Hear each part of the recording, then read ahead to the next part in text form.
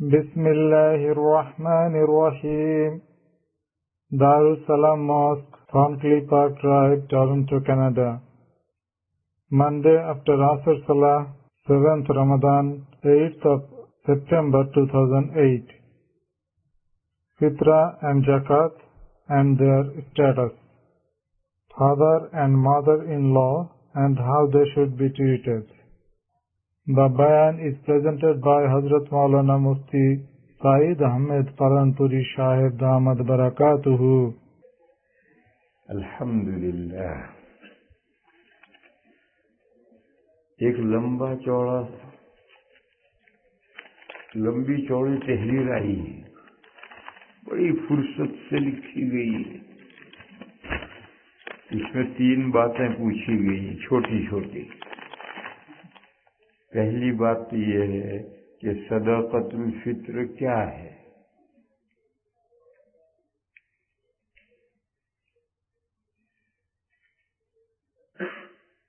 जिस तरह से माल में से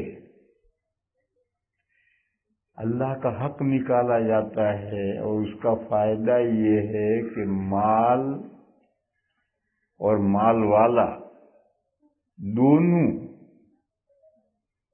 पाक होते हैं, गुनाह उनके माफ होते हैं। उसको ज़कात कहते हैं। ज़कात इंसान के खास माल में अल्लाह का एक खास हक रखा गया है। उस निकालने से माल पाक होता है और मालिक पाक होता है। दोनों का मैल निकलता है, दोनों के गुनाह निकलते हैं।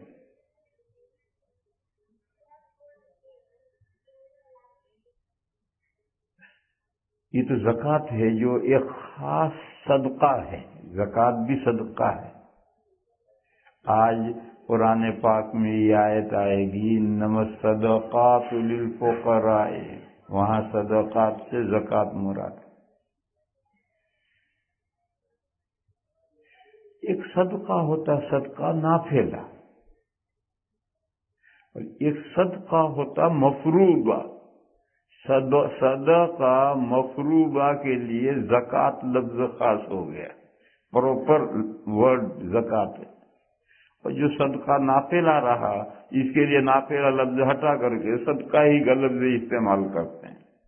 हम घरों में एक डिबिया रख लेते हैं, उसमें रोज 25 पैनी 50 पैनी डालते रहते हैं ताकि अलाएं बलाएं दूर हों।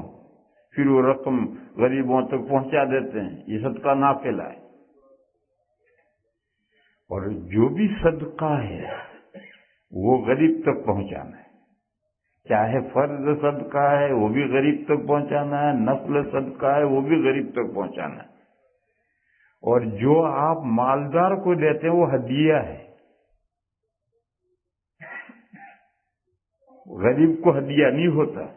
गरीब को जो आप देंगे वो सदका है, और मालदार को जो आप देंगे, दोस्त को, रिश्तेदार को, हबीब को, करीब को, तो वो गिफ्ट है, हदिया है।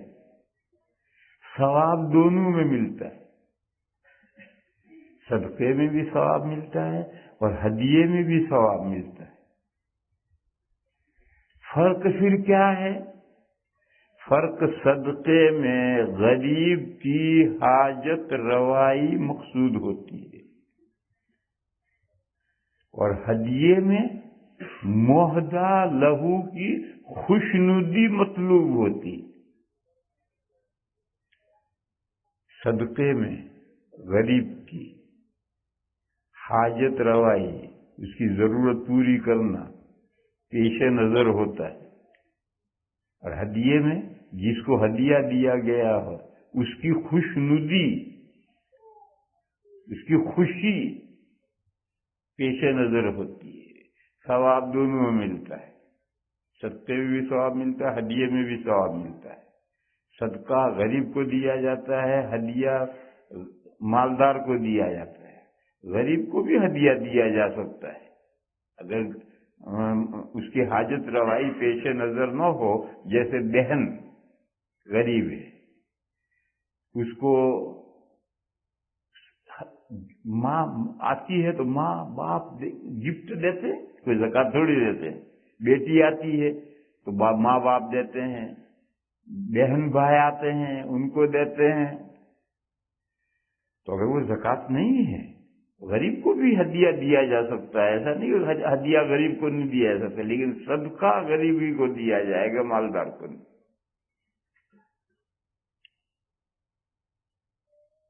तो मैं अर्ज ये कर रहा था कि ज़कात एक सदका है, सदका मफरूज़ा, जिसका फायदा माल और माल वाला दोनों पाक होते हैं। कुरान करीम में है, खुज़ मिन अम्वालिहिम सदक़तन तुताहिरुहुम तुज़क्कीहिम बिहा। हुजूर को ये हुक्म दिया गया कि आप उन लोगों से सदका लें, आप उस सदके के जरिए से लोगों को पाक करेंगे और क्लीन करेंगे। यहाँ सदके से मुराद ज़कात है, सदकात वाजिबा है। इससे मालूम हुआ कि ज़कात से और सदका वाजिबा से खुद आदमी पाक होता है, क्लीन होता है। और ये तो मशहूर है, हम सब जानते हैं कि ज़कात माल का मेल है, हर कोई जानता है, हदीस में भी आया है। तो ये कपड़े में से मैल निकल गया तो कपड़ा साफ हो गया, नहीं हुआ। तो ज़कात से और सदका वाजिबा से आदमी भी क्लीन होता है और माल भी क्लीन होता है। एक हदीस शरीफ में नबी पाक सल्लल्लाहु ताला अलैहि वसल्लम ने फरमाया,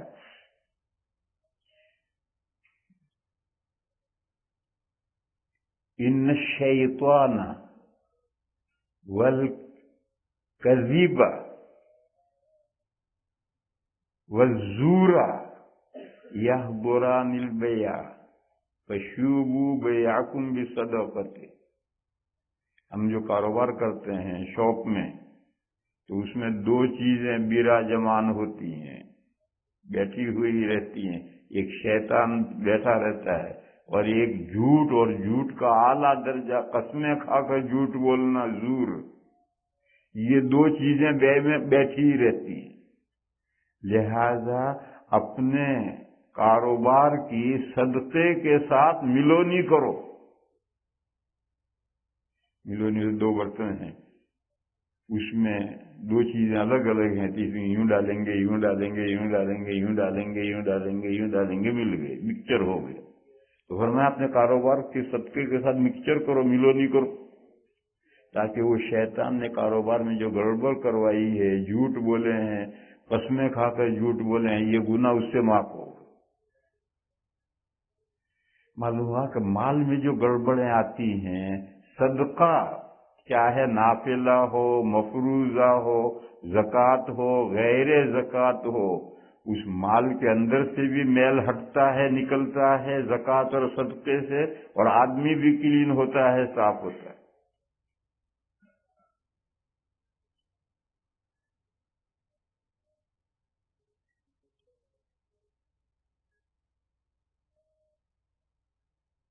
फिर एक माल वो है, वो एक सदका वो है जिसमें से सिर्फ सदका देने वाला पाक होता है और उसके रोजे कमियों से वही उससे पाक होते हैं। हम महीना भर रोजे रखते हैं तो रोजों में कुछ न कुछ कमी आ ही जाती है। रोजे में झूठ भी हम बोलते हैं, रोजे में झूठी कसमें भी खाते हैं, रोजे में गलत बात भी कर देते हैं, मकरूह काम भी कर देते हैं। रोजा टूटा नहीं, रोजा सही हो गया।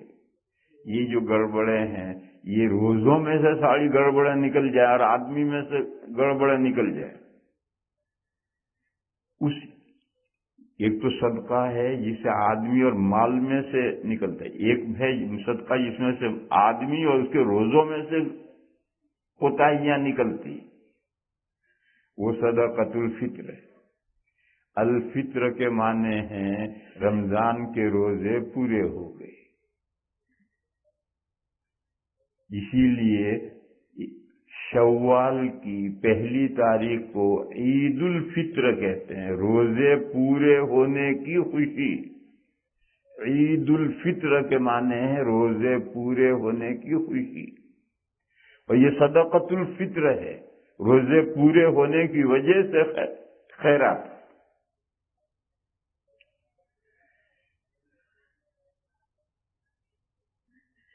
یہ جو خیرات ہے، اس سے روزوں میں جو کوتاہیاں ہوئی وہ معاف ہوں گی، اور آدمی کے اندر جو گناہ ہے وہ بھی نکلتے ہیں، دونوں چیزوں سے نکلتے ہیں۔ یہ صدقۃ الفطر ادا کرنے کا ٹائم کیا ہے؟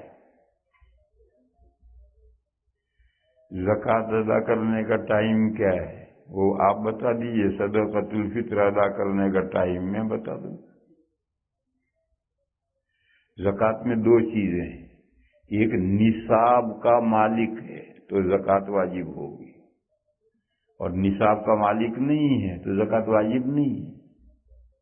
پھر نصاب کا مالک ہونے کے بعد میں ایک پورا سال گزر جائے اس حال میں کہ یہ نصاب اس کے پاس رہا، نصاب سے گھٹ نہیں گیا، بڑھا کوئی حرج نہیں، باقی نصاب اس کے پاس رہا ایک سال، جس کو حولان حول کہتے ہیں، سال گزرنا، ایک سال نصاب اس کے پاس رہا تو اب زکوٰۃ نکالنا فرض ہو گیا۔ جس دن نصاب کا مالک ہوا تھا زکوٰۃ واجب ہو گئی، لیکن ابھی نکالنا فرض نہیں۔ جب حولان حول ہو جائے، سال پورا ہو جائے، اب زکوٰۃ نکالنا فرض ہے۔ اگر اس سے پہلے نصاب گھٹ جائے یا خرچ ہو جائے تو کوئی زکوٰۃ نہیں، وہ زکوٰۃ واجب ہوئی تھی مگر وہ ادا کرنا ضروری نہیں، کیونکہ سال بھر نصاب نہیں رہا۔ دو چیزیں اکٹھا ہو جائے، نصاب کا مالک بھی ہوا، وہ نصاب سال بھر اس کے پاس اکٹھا بھی رہا، تو اب زکوٰۃ نکالنا فرض ہے۔ تو وہ وجوب، زکوٰۃ کا وجوب آیا تھا جب سے نصاب کا مالک بنا تھا، وہاں سے وجوب آیا تھا، اور جب سال پورا ہوا تو اب زکوٰۃ کی ادائیگی کا وجوب آیا۔ بس ایک شخص نصاب کا مالک ہی نہیں، اور یوں فرض کیا کہ میرے پاس $10,000 ہوں گے اور میں ابھی سے 10 سال کی زکوٰۃ نکال رہا ہوں، یہ بیکار بات ہے۔ تیرے پاس تو نصاب ہے ہی نہیں کہ میں جب آئندہ فیوچر میں نصاب کا مالک ہوں گا تو ابھی سے زکوٰۃ دے رہا ہوں، ابھی سے زکوٰۃ نہیں دے سکتے۔ یہ جو اس نے دے دیا یہ خیرات ہے۔ پھر جب فیوچر میں اگر اللہ نے چاہا اور وہ نصاب کا مالک ہوا تو اب زکوٰۃ فرض ہوگی، اور سال پورا ہوگا تو اب زکوٰۃ دینی ہوگی۔ وہ جو ایڈوانس گئی بیکار ہے، بیکار نہیں، وہ خیرات ہے، اس کا ثواب ملے گا۔ وہ اس نصاب مال کی زکوٰۃ نہیں ہے۔ دوسرا مسئلہ، ایک شخص نصاب کا مالک ہے مگر سال پورا نہیں ہوا، اس نے 1 سال 2 سال 3 سال 4 سال 5 سال کی ایڈوانس زکوٰۃ دے ڈالی، نصاب کا مالک ہے، زکوٰۃ واجب ہو گئی، اب 5 سال کی اس نے ایڈوانس زکوٰۃ دے دی، درست ہے۔ اور ہر سال جتنی زکوٰۃ، ہر سال کی زکوٰۃ لیس ہوتی چلی جائے گی، اور اس نے 5 سال کی زکوٰۃ پہلے دے دی تھی، درست ہے۔ تو نصاب کا مالک ہوا، زکوٰۃ واجب ہوئی، اب ایڈوانس دے سکتے۔ تیسرا مسئلہ، نصاب کا مالک بھی ہے، سال بھی گزر گیا، زکوٰۃ واجب بھی ہو گئی، نکالنا بھی واجب ہوا، مگر نہیں نکالی، نہیں نکالی تو نکال گئی۔ کب تک نکالنی ہے؟ جب تک تیری زندگی میں سانس ہے، جب تک سانس چل رہا ہے، موت کے آخری لمحے تک نکالنی ہے، اور نہیں نکالی تو پھر آخرت میں حساب ہونا ہے۔ حساب کیا ہوگا؟ حدیثوں میں پوری وضاحت آئی ہے کہ اگر جانور ہیں اس کی زکوٰۃ نہیں دی تو میدان قیامت میں اسے لٹایا جائے گا، اور اس کے اونٹ، گائیں، بھینسیں، بکریاں اس کے اوپر چلتے جائیں گے، گھرونتے جائیں گے، سینگ مارتے جائیں گے، اور پوری کیو ہوگی۔ جب لائن आखिरी ऊंट ये गुजरेगा तो पहला वाला ऊंट यूं घूम कर लाइन में आ चुका होगा, और पूरे क़यामत के दिन में जो 50,000 साल का दिन है यही अजाब होता रहेगा। और अगर सोना चांदी करेंसी गोल्ड सिल्वर है तो आज आयत आ रही है कि उसकी तख्तियां बनाई जाएंगे, जहन्नम की आग में तपाया जाएगा, गर्म किया जाएगा। फतुक्वा बिहा जिबाहुहुम व जुनूबुहुम व ज़ुहूरुहुम, पहलुओं में दागा जाएगा, पीठों में दागा जाएगा, जबड़ों में दागा जाएगा।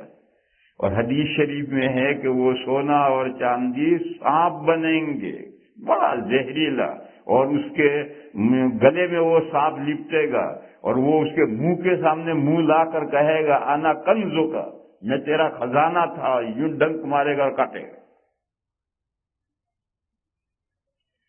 इसलिए बहरहाल ज़कात निकालनी है, नहीं निकाली तो आगे ये नताइज है इसके। तो 3 मसले हुए। निसाब का मालिक होने से पहले ज़कात नहीं निकाल सकते, निकालोगे तो ज़कात नहीं है। निसाब का मालिक होने के बाद में एडवांस ज़कात दे दो, 1 साल की, 1 साल से ज्यादा की दे सकते हो। ज़कात वाजिब हो गई तो अब बहरहाल जिंदगी में निकालनी है, और ये क़ज़ा नहीं है, अदा है। ये मैंने ज़कात का मसला समझाया। अब सदक़तुल फ़ित्र का मसला समझो। सदक़तुल फ़ित्र, रोजे निमट गए, उस रोजे निमटने की वजह से सदक़तुल फ़ित्र। यहां 2 चीजें, नफ्से वजूब और वजूब अदा, एक साथ हैं या अलग अलग है? देखो नमाज में जब नमाज वाजिब हुई उसी वक्त अदा करनी, दोनों चीजें साथ साथ है। रोजा रमजान आ गया, रोजे वाजिब भी हुए और अदा भी करने हैं। और ज़कात में निसाब के मालिक हुए, वहां वजूब आया था, ज़कात वाजिब हुई थी, और हौला ने हौल पर साल पूरा होने पर निकालना वाजिब हुआ था, 2 चीजें अलग अलग हुई थी। तो सदक़तुल फ़ित्र में नफ्से वजूब और वजूब अदा एक हैं, एक साथ होते हैं, नमाज और रोजे की तरह, या अलग अलग होते हैं? इसमें इमाम में इख्तिलाफ है। इमाम अबू हनीफा अलैहि रहमा फरमाते हैं जो ज़कात का हुक्म है वही सदक़तुल फ़ित्र का हुक्म है, वो भी माली इबादत है, ये भी माली इबादत है। और नमाज और ज़कात ये बदनी इबादतें हैं, वहां दोनों चीजें साथ साथ है। और ज़कात और सदक़तुल फ़ित्र माली इबादतें हैं, इसमें नफ्से वजूब अलग है, वजूब अदा अलग है। सदक़तुल फ़ित्र इंसान पर वाजिब कब होता है? जब उसका वजूद हो जाए। जब तक बच्चा दुनिया में पैदा नहीं हुआ उसके जिम्मे सदक़तुल फ़ित्र वाजिब नहीं। जब दुनिया में बच्चा वजूद हो गया, दुनिया में पैदा हो गया, अब सदक़तुल फ़ित्र वाजिब है। क्योंकि ये सदक़तुल फ़ित्र ये डेली मेंटेनेंस है, यौमिया खर्चा है। जो गुरबा दिहाड़ी पर काम करते हैं, रोजाना काम करते हैं, रोज की मजदूरी लाते हैं और रोज का गुजारा करते हैं, इसके लिए उर्दू का लफ्ज है दिहाड़ी। तो जो लोग दिहाड़ी पर गुजारा करते हैं, अगर उनको ईद के दिन कुछ नहीं मिलेगा तो बेचारे का मजबूरन काम पे जाएंगे, और मजबूरन काम पे जाएंगे तो ईद की खुशी में वो कैसे शामिल होंगे?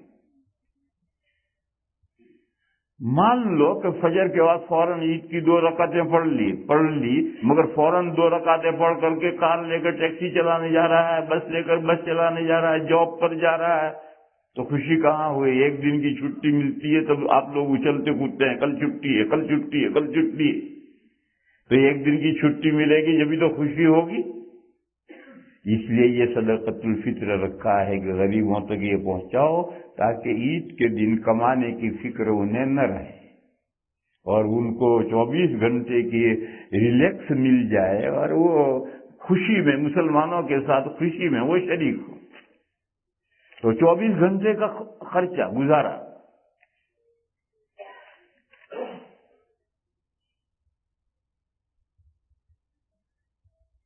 اور ہر شخص اپنی ذات پر خرچ کرتا ہے، جتنا اپنی ذات پر خرچ کرتے ہو، مالدار ہو تو اتنا ڈبل خرچ کرو، اتنا خود کھاؤ اتنا غریب کو دو، یہ صدقۃ الفطر ہے۔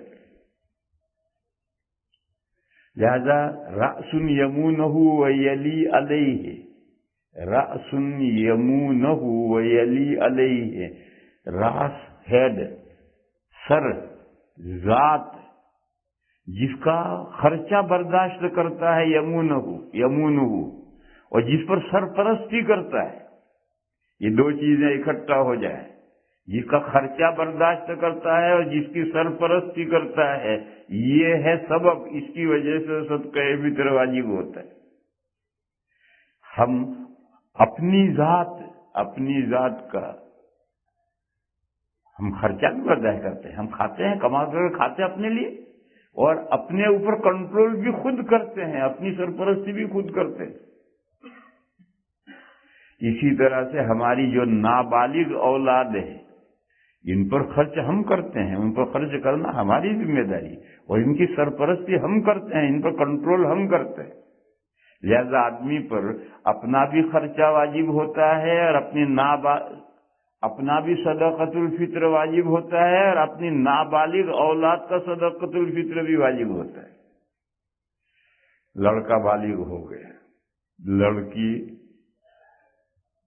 لڑکی نہیں، لڑکا بالغ ہو گیا، اب لڑکے کا خرچہ باپ کے ذمے نہیں رہا، باپ خرچ کرے اس کی خوشی، لیکن اس کے ذمہ واجب نہیں رہا۔ اب جب لڑکا بالغ ہو گیا، اب اسے خود کمانا ہے اور کھانا ہے، باپ کے ذمہ اس کا خرچہ نہیں رہا۔ لہذا جو لڑکا بالغ ہو گیا اس کا صدقہ فطر اب باپ کے ذمہ نہیں رہا، اب باپ کے ذمہ اس کا خرچہ بھی واجب نہیں ہے، اور باپ اس پر کنٹرول بھی نہیں کرتا ہے۔ لڑکا بالغ ہو گیا، باپ کیا کہے گا؟ لہذا بالغ اولاد کا صدقۃ الفطر باپ کے ذمے نہیں ہے۔ اگر اولاد صاحب نصاب ہے تو ان کے ذمے اپنے مال میں سے صدقہ ہوگا، باپ کے ذمے نہیں۔ بیوی کا صدقہ فطر شوہر کے ذمے نہیں۔ کیوں؟ بیوی کی خرچہ تو شوہر دیتا ہے، لیکن سرپرستی شوہر نہیں کرتا ہے، کنٹرول نہیں کرتا۔ شوہر، عورت خود اپنے نفس پر کنٹرول کرتی ہے۔ شوہر کیپر ہے، کیپر، KEEPER، جیسے گیٹ کیپر میں جو کیپر ہے وہ لفظ استعمال کر رہا ہوں میں۔ شوہر کیپر تو ہے، نگران تو ہے، نظر تو عورت پر رکھے گا، کنٹرول تو رکھے گا، لیکن سرپرستی نہیں کرے گا۔ سرپرستی ہر بالغ پر سرپرستی اس کی ہی سیلف ہے۔ میں ہوں، مجھ پر جب میں بالغ ہو گیا تو میرے اوپر سرپرستی میری اپنی ہے۔ میری وائف ہے جو وہ اس کے اوپر سرپرستی اس کی اپنی ہے، لیکن پورا کارخانہ چل رہا ہے، اس میں گیٹ کیپر ہے، وہ سارے کارخانے پر کون آیا کون گیا، کیسا آیا کیسا گیا، اس پر نظر رکھے گا۔ ایسے شوہر کو کیپر بنایا گیا فیملی کا، وہ پوری فیملی کے اوپر نظر رکھے گا، کیا ضرورت ہے۔ لیکن عورت پر سرپرستی عورت ہی کی۔ اسی وجہ سے وقت آئے گا عورت پر نماز فرض ہے، وقت آئے گا عورت پر روزے فرض ہیں۔ اگر شوہر کی سرپرستی ہوتی تو اس پر روزے نماز فرض نہیں ہوتے۔ جیسے نابالغ اولاد پر سرپرستی باپ کی ہے تو نابالغ اولاد پر روزے نماز فرض نہیں، اور جو روزے نماز پڑھتے ہیں وہ ٹریننگ ہے، رہل سہل ہے، عادت ڈالنا ہے۔ بہرحال اسے سمجھ لو کہ بیوی کا خرچہ تو شوہر کے ذمہ ہے، لیکن بیوی کے نفس پر سرپرستی عورت کی اپنی ہے۔ اس لیے اگر بیوی کے پاس مال ہے تو اس بیوی کو اپنے مال میں سے زکوٰۃ خود نکالنی ہے، شوہر کے ذمہ اس کی زکوٰۃ نہیں ہے۔ جب عید کا دن آئے گا اور عورت صاحب نصاب ہے تو اس کو اپنا صدقۃ الفطر خود نکالنا ہے، شوہر کے ذمہ اس کا صدقۃ الفطر واجب نہیں۔ یہ الگ بات ہے کہ عورت کے کہنے سے شوہر اس کی طرف سے زکوٰۃ ادا کرے یا صدقۃ الفطر ادا کرے تو زکوٰۃ اور صدقۃ الفطر ادا ہو جاتی ہے۔ وہ کب؟ جب عورت کہے اور اس کے کہنے کے بعد کرے، یا کہے نہ تو کم از کم اس کے علم میں ہو، اس کو بتا دے کہ میں آپ کی زکوٰۃ ادا کر رہا ہوں، آپ کا صدقہ فطر میں دے رہا ہوں، اتنا عورت کو بتا دیا تب ادا ہوگا۔ عورت کے فرشتوں کو بھی خبر نہیں ہے اور شوہر نے زکوٰۃ دے دیا، صدقۃ الفطر ادا کر دیا، زکوٰۃ ادا نہیں ہوگی، صدقۃ الفطر ادا نہیں ہوگی۔ بہرحال میں یہ سمجھا رہا تھا کہ صدقۃ الفطر واجب کب ہوتا ہے؟ رأس یمونہ ویلی علیہ، ایسی ذات جس پر آدمی سرپرستی کرتا ہے، جس کی سرپرستی کرتا ہے اور جس پر خرچہ کرتا ہے، یہ جب پایا جائے تو صدقۃ الفطر نفس وجوب آ گیا۔ اور پھر جب عید الفطر کو صبح صادق ہوئی، عید کی رات گزر گئی اور یکم شوال کی صبح صادق ہوئی، اس وقت اگر آدمی ایسی ذات موجود ہے اور صاحب نصاب ہے تو اب صدقۃ الفطر ادا کرنا واجب ہے۔ یہ زکوٰۃ میں نفس نصاب اور حولان حول، ایسے ہی ذات کا وجود اور عید کا دن۔ اور زکوٰۃ میں بتایا تھا کہ جب سے نصاب کا مالک ہے ایڈوانس زکوٰۃ دے سکتا ہے، یہاں بھی جب سے آدمی موجود ہے ایڈوانس صدقہ فطر دے سکتا ہے۔ رمضان میں دے، رمضان سے پہلے دے، 1 سال کا ایڈوانس دے دے، 2 سال کا دے دے، 10 سال کا دے دے، دے دے۔ جب تک وجود نہیں ہوا، بیوی حاملہ ہے، انہیں صدقہ فطر دے دیے، ابھی کہے گا صدقہ فطر، ابھی تو نفس وجود بھی نہیں پایا گیا۔ عید سے جب وہ دنیا میں پیدا ہو جائے گا بچہ، اس کے بعد آپ اس کا صدقہ فطر دے سکتے، اس سے پہلے نہیں دے سکتے۔ اور یہ ایڈوانس دینا ضروری نہیں، آپ دے سکتے ہیں صدقہ فطر۔ اور جس دن عید آ گئی اور عید الفطر کے دن صبح صادق طلوع ہو گئی، اب ادا کرنا ضروری ہے، چلو ادا کرو۔ اور اگر کوئی تاخیر کرے تو جب موقع ہو ادا کر، قضا نہیں ہوگا، ہمیشہ ادا ہی ہوگی، موت تک اسے وہ ادا کرنا ہے، اور نہیں ادا کرے گا تو آگے گردن نپے گی۔ جو زکوٰۃ کے مسائل ہیں وہی صدقۃ الفطر کے مسائل ہیں۔ کہ زکوٰۃ میں 2 چیزیں ہیں، ایک نفس وجوب نصاب سے آتا ہے، ایک وجوب ادا سال گزرنے سے آتا ہے۔ ایسے صدقۃ الفطر میں ایک وہ ذات جس پر سرپرستی کرتا ہے اور جس پر خرچ کرتا ہے، اس ذات کا پایا جانا، اس سے صدقۃ الفطر واجب ہوتا ہے۔ اور عید الفطر کی صبح صادق ہو جائے تو اب صدقۃ الفطر ادا کرنا واجب ہو جاتا ہے۔ ایک نفس وجوب ہے، ایک وجوب ادا ہے۔ پر جب نفس وجوب کا سبب پایا جائے تو صدقہ فطر ایڈوانس ادا کر سکتے ہیں، 1 سال کا کیا 10 سال کا کر لو۔ اور جب وجوب ادا کا سبب پایا جائے، یعنی عید کی صبح صادق ہو جائے، اب ادا کرنا واجب ہے، اب نکالنا واجب ہے۔ اور شاندار وقت یہ ہے کہ عید کے دن نماز سے پہلے نکال دو۔ اس کی وجہ وہی کہ جو دہاڑی پر کام کرنے والے ہیں ان کو اس دن کام کی فکر نہ رہے اور وہ مسلمانوں کے ساتھ عید کی خوشی میں شریک ہوں۔ اور اگر اس وقت نہ نکالے کسی وجہ سے تو پوری زندگی نکالنا ہے، اور یہ جو نکالنا ہے یہ قضا نہیں کہلائے گا، یہ بھی ادا ہی ہے۔ نماز قضا ہوتی ہے، کیوں؟ اس کا ٹائم مقرر ہے کہ 1 بج کر کے اتنے بجے ظہر کا وقت شروع، 3 بج کر اتنے بجے ظہر کا وقت ختم۔ ان للصلاۃ اولا وآخرا، ہر نماز کے اوقات کا بگننگ بھی ہے، اینڈ بھی ہے، اس لیے وہ اگر اینڈ آ گیا تو نماز قضا ہو گئی۔ زکوٰۃ اور صدقہ فطر مالی عبادتوں کے لیے ٹائمنگ نہیں ہے. ہاں کب واجب ہوگا یہ تو متعین ہے کہ جب سال پورا ہو گیا تو زکوٰۃ واجب، عید کا دن آ گیا صدقہ فطر واجب، لیکن اتنا وقت گزرنے کے بعد میں ٹائم ختم، ایسا نہیں ہے. لہذا پوری زندگی میں جب بھی ادا کرے گا وہ ادا ہی ہوگا. تو یہ پوچھ رہے ہیں کہ صدقۃ الفطر کیا ہے؟ یہ اللہ کا رکھا ہوا ایک حق ہے زکوٰۃ کی طرح. زکوٰۃ کا تذکرہ چونکہ قرآن میں ہے لہذا وہ فرض ہے، اور صدقۃ الفطر کا ذکر حدیثوں میں ہے، اس لیے یہ حنفیہ کے نزدیک واجب ہے. پھر کہتے ہیں اس کے کیا تقاضے ہیں؟ اس کے تقاضے کا ادا کرو. اور کیا تقاضے ہوتے ہیں؟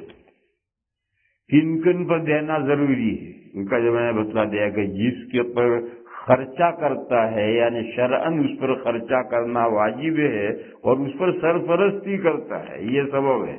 اور وہ ہے آدمی کی ذات.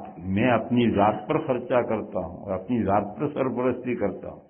نابالغ اولاد اور پہلے غلام باندی تھے، جو بھی غلام باندی ہے اس کا صدقۃ الفطر مولا کے ذمہ ہوگا، کیونکہ ان غلام باندیوں پر خرچ کرنا، ان پر سرپرستی کرنا آقا کرتا ہے. پھر اس کے بعد لغو باتیں ہیں بیکار، بیٹھے بیٹھے کام کچھ نہیں ہے تو لکھتا ہی چلا گیا اللہ کا بندہ. اس کے بعد یہ ہے کہ صدقۃ الفطر اموات کی طرف سے ادا کر سکتے نہیں. صدقۃ الفطر اموات کی طرف سے صدقۃ الفطر ادا کر سکتے ہیں نہیں. اس کا جواب آپ کی سمجھ میں آ گیا ہوگا. جو مردے ہیں ان پر کون خرچ کرتا ہے اور کون ان کی سرپرستی کرتا ہے؟ وہ تو اس دنیا سے چلے گئے، تو اب ان کی طرف سے صدقۃ الفطر کا کیا مطلب ہے؟ البتہ آپ عید کے دن $5 تو آپ نے اپنے دیے، تو اپنے ماں باپ کو اس دن ایصال ثواب کریں. $5 اور ابا کی طرف سے خیرات صدقہ ڈال دیے، $5 امی کی طرف سے صدقہ ڈال دیے. یہ صدقۃ الفطر نہیں ہے، صرف صدقہ ہے. وہ روزہ کھولنے کے دن ہے ہی نہیں، مگر یہ خیرات ہے، اس کا ثواب انہیں پہنچے گا. اور جیسا آپ کے گھر میں بیوی بچے اور آپ مل کر خوش خوش رہیں گے، آپ کے ابا اور امی کو جب یہ ثواب پہنچے گا تو وہ بھی خوش ہوں گے.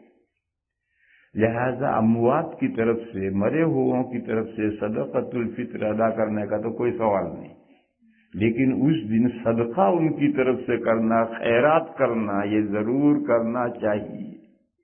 پھر اس نے لمبی چوڑی تقریر لکھی ہے کہ کس ترتیب سے ہی سارے ثواب کریں. کوئی ترتیب نہیں. اس نے بتلایا ہے، فتویٰ دیا ہے کہ پہلے 1,24,000 انبیاء کو ہی سارے ثواب کرو، پھر اس کو کرو، پھر اس کو کرو، پھر اس کو کرو. یہ سب بیکار باتیں، کوئی طریقہ نہیں ہے. آپ جس طرح چاہیں خیرات کریں، صدقہ کریں، اور جس کو پہنچانا چاہیں اس کی نیت کریں، اور زبان سے بھی کہیں کہ میں نے یہ جو $5 بکس میں ڈالے اس کا ثواب میں اپنے ابا کو پہنچا رہا ہوں، امی کو پہنچا رہا ہوں. یہ زبان سے بھی کہہ دے تو بات پکی ہو جائے. اس کے بعد تیسرا سوال ہے، ایصال ثواب اور صدقے جاریہ میں کیا فرق ہے؟ ایصال ثواب اور صدقے جاریہ میں کیا فرق ہے؟ کل نہیں بتایا تھا کہ آدمی خود کوئی ایسا عمل کر کے جائے، کنواں بنا کر گیا، مدرسہ تیار کر کے گیا، ان ملکوں میں اسلامی اسکول بنا کر گیا جس میں بغیر فیس کے بچوں کو پڑھایا جائے. اگر فیس اسلامی اسکول بنائی اور اس میں فیس لیتے ہو یہ تو دکان ہوئی. اگر اسلامی اسکول بنائی اور اس میں فیس لیتا ہے تو دکان ہوئی، صدقہ جاریہ نہیں ہوا. جیسے مدرسے ہیں ساری دنیا میں، مفت تعلیم ہوتی ہے، مفت ہی نہیں ہوتی، کھانا بھی مدرسہ دیتا ہے، کپڑا بھی مدرسہ دیتا ہے، روشنی اور رہائش بھی مدرسہ دیتا ہے. ایسا آپ اسلامی اسکول بنائیں کہ اس میں سب فری تعلیم ہو، سیکولر تعلیم فری ہو. یہ بھی صدقہ جاریہ ہے ان ملکوں کے اندر. تو آپ مدرسہ بنا کر جائیں، سرائے بنا کر جائیں، مسافر خانہ بنا کر جائیں، کنواں بنا کر جائیں، اسلامی اسکول بنا کر جائیں، گھر سے اسکول بنا کر جائیں، سب میں یہ شرط ہے کہ کچھ بچوں سے لیا نہ جائے، مالداروں کے بچے ہوں یا غریبوں کے بچے ہوں، ان کو مفت سیکولر تعلیم دی جائے تو وہ صدقہ جاریہ ہے۔ اور اگر اس میں بچوں سے لیا جاتا ہے، فیس لی جاتی ہے، تو پھر وہ دکان ہے، پھر وہ صدقہ جاریہ نہیں ہے۔ تو آدمی خود یہ کر کے مر گیا تو یہ اس کا صدقہ ہے جاریہ۔ صدقہ دو ہوتے ہیں، ایک صدقہ ہوتا ہے $5 نکال کر غریب کو دیے، صدقہ۔ یہ یہاں سے اٹھا اور پب میں گیا اور جا کے شراب پی لی، قصہ ختم، ہمارا صدقہ گیا۔ آج کل تو یہاں ایسے ایسے غریب ہیں جو مانگتے پھرتے ہیں، وہ سب زکوٰۃ کے پیسے لے کے شراب پیتے۔ چلو چھوڑو اس مثال کو، ہم نے واقعی غریب کو دیا اور اس نے اپنی ضرورت میں وہ $5 خرچ کر دیے، فنش۔ اور ایک ہم نے $5 کا ایسا کام کیا کہ ہمارے مرنے کے بعد بھی عام لوگ، غریب ہی نہیں، عام لوگ، سبھی لوگ یا لوگوں کے علاوہ اللہ کی دیگر مخلوقات، جانور وغیرہ اس سے فائدہ اٹھا رہے ہیں، تو یہ صدقہ جاریہ ہے، کنٹینیوس چل رہا ہے اس کا فائدہ، اس لیے ثواب بھی کنٹینیوس جا رہا ہے۔ اور ایصال ثواب کیا ہے؟ زندہ کوئی عمل کر کے جب اس کا ثواب ملے، اس ثواب کو کسی مردے کو پہنچا دے یا کسی زندے کو پہنچا دے، تو یہ ایصال ثواب ہے۔ اب صدقے میں اور ایصال ثواب، صدقہ جاریہ اور ایصال ثواب میں فرق پوچھنا، یہ تو ایسا ہی ہے کہ بھئی رات اور دن میں کیا فرق ہے بتاؤ۔ ابھی رات اور دن میں کیا فرق بتاؤں گا، وہ کوئی بتانے کی چیز ہے؟ اب دو الگ الگ کیٹیگریاں ہیں، ان میں کیا فرق بتاؤ۔ بھئی فرق تو ایک جیسی سملر چیزوں میں ہوتا ہے، الگ الگ چیزوں میں فرق نہیں ہوتا ہے۔ صدقہ جاریہ آدمی خود کرتا ہے، مر جاتا ہے، اس کا ثواب پہنچتا رہتا ہے۔ ایصال ثواب میں زندے عمل کرتے ہیں اور اس کا ثواب مردوں کو بھیجتے ہیں۔ ایک عمل خود مرنے والے کا عمل ہے، ایک زندے کا عمل ہے، دو الگ الگ کیٹیگریاں ہیں، دو الگ الگ چیزیں، ان کے درمیان میں کیا فرق ہے میں سمجھاؤں میرے اس بھائی کو۔ اس کے بعد میں پھر ایک سوال لکھ مارا ہے، حاصل کچھ نہیں اس کا۔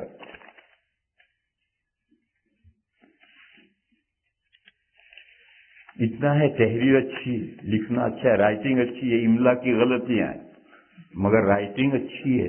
اس ملک میں ایسی اچھی رائٹنگ ہمارے مدرسوں میں طلبہ کی نہیں ہوتی۔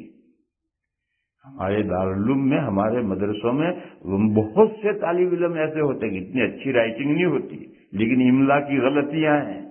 زبان بہت شاندار ہے، لکھا بہت شاندار ہے، لیکن روزے کی حالت میں لکھا ہے جبکہ دماغ کا ایک اسکرو ڈھیلا ہو جاتا ہے۔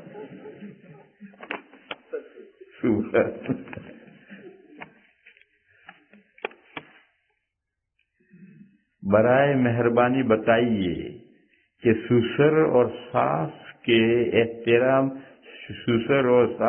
احترام کا شرعی حدود کیا ہے اور کیا ان کو ماں باپ کا درجہ حاصل ہے؟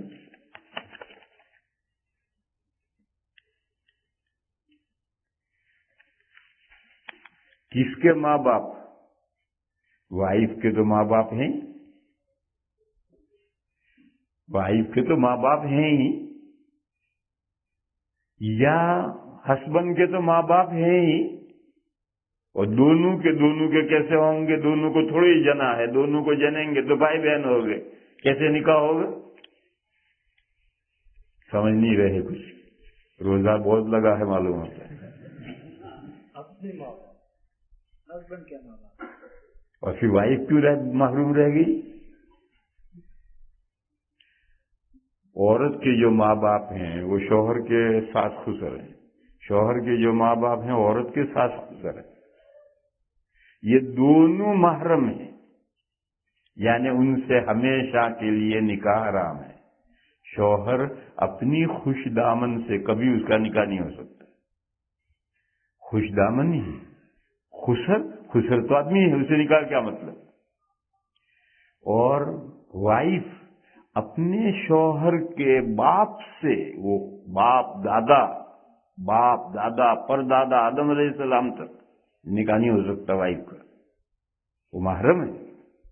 اور ہسبینڈ کی امی سے نکاح کیا سوال ہے؟ یہ بھی مونس ہے. اس لیے مسئلہ دو طرفہ ہے. شوہر کے ساس سسر یعنی بیوی کے ماں باپ، اور بیوی کے لیے شوہر کے ماں باپ ساس سسر، یہ حقیقی ماں باپ ہیں یا نہیں؟ اگر جنا ہے تو ہیں، نہیں جنا تو نہیں ہے. کہ بیوی کے جو ماں باپ ہیں ان سے بیوی ان کی لڑکی ہے تو وہ حقیقی ماں باپ ہیں. شوہر کے جو ماں باپ ہیں وہ ان سے جنا ہے انہوں نے، تو یہ حقیقی ماں باپ ہیں. اب یہ وائف کے لیے ماں باپ، وہ کیسے ماں باپ ہو جائیں گے؟ ہسبینڈ کے لیے بیوی کی طرف کے ماں باپ وہ کیسے ماں باپ ہو جائیں گے؟ جنا تو ہے نہیں، کیسے ماں باپ ہو جائیں گے؟ جو جنے گا وہی تو ماں باپ ہے. میرے بھائیو، ایسا ہے جیسا ایڈopشن، متبنہ، منہ بولا بیٹا بیٹی. آج بھی غیر مسلموں میں، ہندوستان کے ہندوؤں میں، آپ کے یہاں کے غیر مسلموں میں، اللہ جانے کیا، میں نہیں جانتا، ہندوستان کے ہندوؤں میں منہ بولا بیٹا بیٹی حقیقی بیٹا بیٹی ہو جاتے ہیں. اسلام سے پہلے بھی ان کو حقیقی بیٹا بیٹی کہتے تھے. خود نبی پاک صلی اللہ تعالی علیہ وسلم نے حضرت زید بن حارثہ کو بیٹا بنایا تھا، تو وہ زید بن حارثہ زید بن محمد کہلاتے تھے. باپ کی جگہ پر نبی پاک صلی اللہ تعالی علیہ وسلم کا نام لیا جاتا تھا. لیکن ایک وقت آیا اور اس نے یہ کہا کہ یہ قرآن کریم میں آیتیں نازل ہوئی اور کہا یہ طریقہ رونگ ہے. ادعوہم لآبائہم، جو ان کے باپ ہیں انہیں کے نام سے فادر کی جگہ پر اپنے باپ کا نام لکھو. اور یہ جس نے ایڈاپٹ کیا ہے یہ تو اجنبی ہے، یہ نہ باپ ہے نہ ماں ہے. جب نہ باپ ہے تو اگر لڑکی ایڈاپٹ کیا ہے تو لڑکی جب بالغ ہو جائے گی ایڈاپٹر کے ساتھ پردہ ہوگا. اگر لڑکا ایڈاپٹ کیا ہے کسی عورت نے، لڑکا جب بالغ ہو جائے گا تو اس عورت کے ساتھ ایڈاپٹر کے ساتھ پردہ ہوگا. وہ ماں تھوڑی ہے، باپ تھوڑی ہے. ماں اور باپ تو وہ ہیں جنہوں نے جنا ہے. کہ منہ سے ہم نے کہہ لیا ہے، منہ سے کہنے سے کیا ہوتا ہے؟ جمع خرچ کرنے سے کیا فائدہ ہے؟ قرآن کریم نے اس کی ایک مثال دی. کچھ لوگ بیوی کو ماں کہہ لیتے ہیں، اس کو عربی میں زہار کہتے ہیں. تو اگر کوئی کہے بیوی سے کہ وہ اس کی ماں ہے، یا یہ کہے کہ وہ اس کے ماں کے پیٹ جیسی ہے،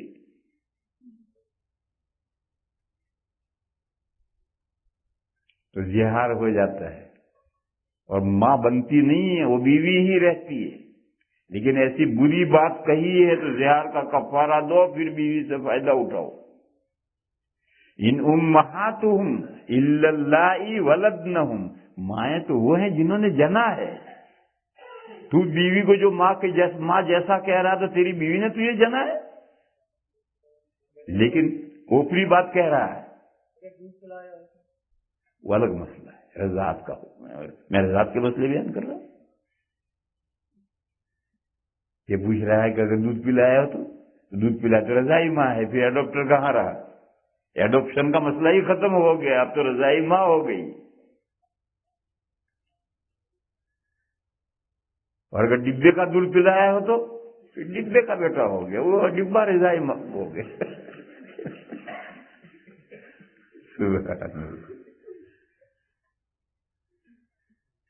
یہ بنیادی طور پر یہ بات سمجھ لو، ہمارے معاشرے میں یعنی انڈیا، پاکستان، بنگلہ دیش کے معاشرے میں باقاعدہ ماں، ابا، امی کہا جاتا ہے. شوہر اپنے ساس سسر کو ابا امی کہتا ہے، بیوی اپنے ساس سسر کو ابا امی کہتا ہے، اس کہنے سے کچھ نہیں ہوتا ہے، وہ ساس سسر ابا امی نہیں بنتے، ابا امی تو وہ جنہوں نے جنا ہے۔ اور ایسا احترام میں کہنا جائز ہے، جیسے پیار میں کہنا جائز ہے، احترام میں کہنا بھی جائز ہے، تعظیم میں کہنا بھی جائز ہے۔ ہم چھوٹا بچہ ہو اس سے کہتے بیٹا آج ذرا پانی لا، بیٹا ذرا پانی لا، اب وہ بیٹا ہمارا تھوڑی، یہ پیار میں کہا ہم نے۔ ایسے چھوٹے لوگ بڑے کہیں کہ ابا السلام علیکم، تو ابا تھوڑی ہے، اس کو تعظیم میں کہا۔ تو بڑوں کو ابا بھی تعظیم میں کہتے ہیں، چھوٹوں کو پیار میں بیٹا کہتے ہیں۔ اسی طرح سے اگر ادھر کے اور ادھر کے ساس سسر کو ابا امی کہیں تو اس میں حرج کچھ نہیں ہے، مگر وہ ساس سسر نہیں ہے، وہ استغفر اللہ، وہ ماں باپ نہیں ہے۔ اب سمجھو احکام، جب وہ دونوں محرم ہیں تو محرم سے پردے کا کوئی سوال نہیں، لیکن کتابوں میں لکھا ہے کہ اگر فتنے کا اندیشہ ہے تو پھر اجنبیوں جیسا برتاؤ ضروری ہے۔ مثلا خسر جوان ہے اور بدماش ہے، بیوی کو اندیشہ ہے، وائف کو اندیشہ ہے، تو وائف کو چاہیے کہ اپنے خسر کے ساتھ تنہائی میں نہ رہے، اس کے ساتھ سفر نہ کرے، اجنبی جیسا معاملہ کرے اور رسپیکٹ کرے، ٹھیک ہے آؤ کھاؤ پیو۔ کبھی ایسا ہوتا ہے کہ داماد بدماش ہوتا ہے اور ساس جوان ہوتی ہے، تو پھر اس ساس کو اس داماد کے ساتھ اجنبی جیسا برتاؤ کرنا، اور اگر ایسا نہیں کرو گے تو معاشرے میں فساد پیدا ہوتا ہے، وہ آپ لوگ مجھ سے زیادہ جانتے ہیں۔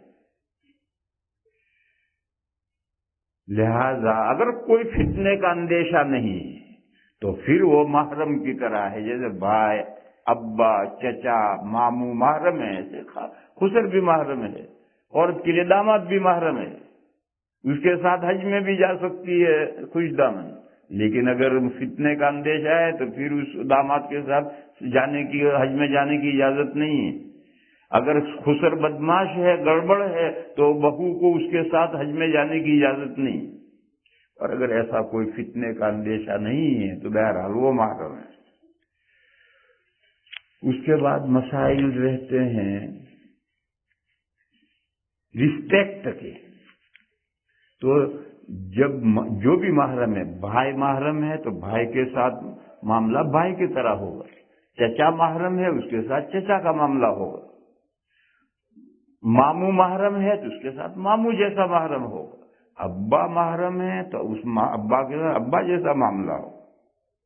بس ساس خسر یہ محرم ہے، ان کے ساتھ کیسا معاملہ کرنا چاہیے؟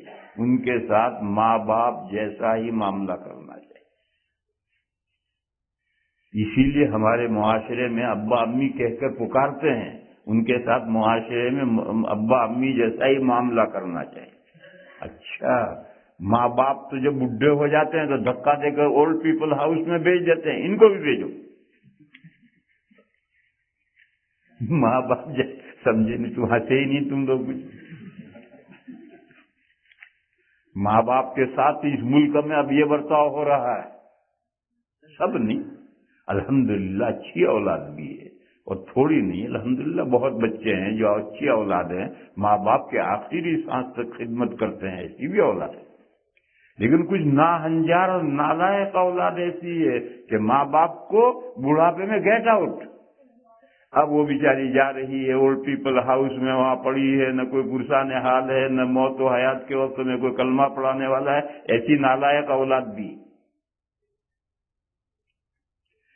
کیوں؟